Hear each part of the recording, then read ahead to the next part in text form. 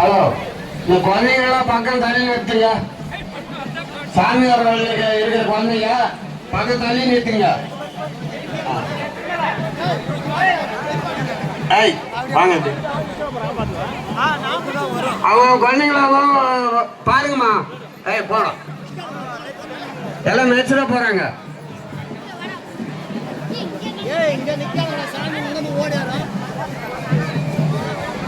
யாருப்பா cut out mall கருத்தா? Cut out mall இறங்குறதுனா மட்டுமா? எவ்வளவு நேரம் சொல்றது? நாங்களும் மனுஷன் தானே. கரண்ட் இருப்பாங்கன்னா